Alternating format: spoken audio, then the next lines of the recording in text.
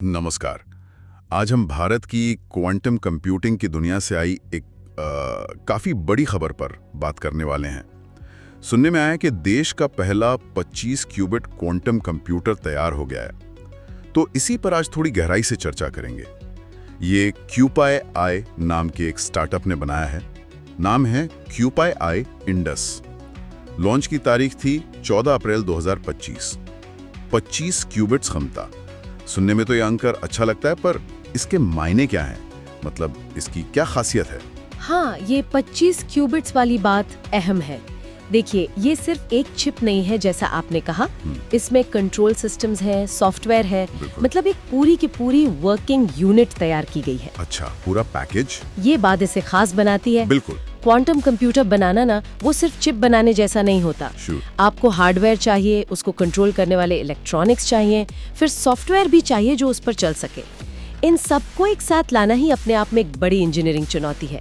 तो क्यूपाई आई ने ये पूरा स्टैक बनाया है, ऐसा सुनने में आया है। और ये 25 क्यूबिट्स, ये संख्या क्यों इतनी मायने रखती है?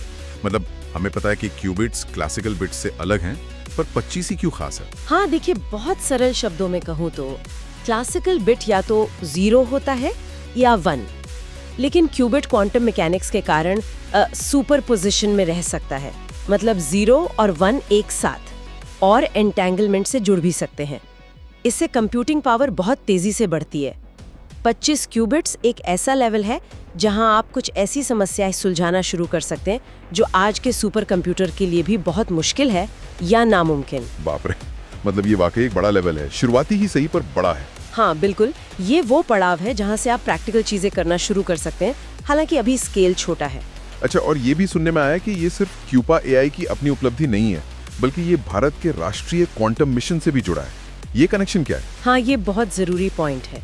देखिए, राष्ट्रीय क्वांटम मिशन या NQM भारत सरकार का एक बड़ा महत्वाकांक्षी प्रोग्राम है। इसका मकसद ही है क्वांटम टेक्नोलॉजी में देश को आगे ले जाना, रिसर्च से लेकर एप्लीकेशन तक। तो क्यूपाई आई इंडस जैसा स्वदेशी सिस्टम बनना ये सीधे सीधे मिशन के लक्ष्यों से जुड़ता है। आत्मनिर्भरता की तरफ एक कदम। समझ गया।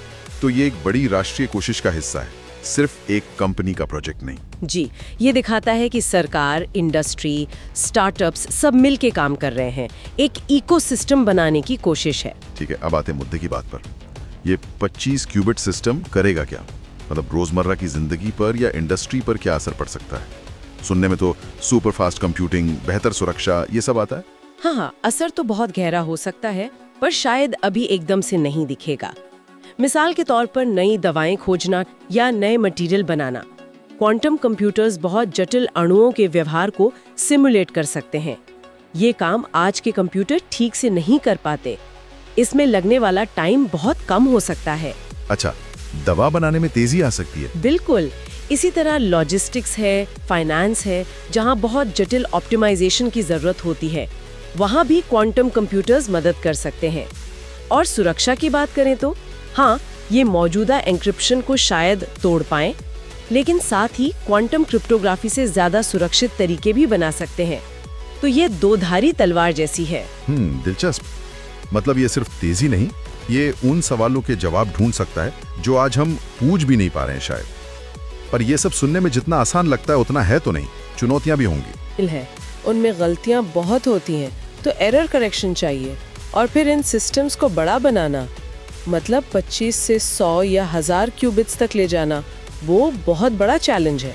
तो क्यूपाई इंडस एक तरह से पहला कदम है, एक महत्वपूर्ण मील का पत्थर। बिल्कुल सही, ये एक बहुत जरूरी पड़ाव है। ये दिखाता है कि भारत में ये क्षमता विकसित हो रही है, पर मंजिल अभी दूर है। तो अगर आज की बात को समेटें, तो भारत ने क्यूपाई इंडस के जरिए अपना 25 क्यूबिट क्वांटम सिस्टम तैयार कर लिया है।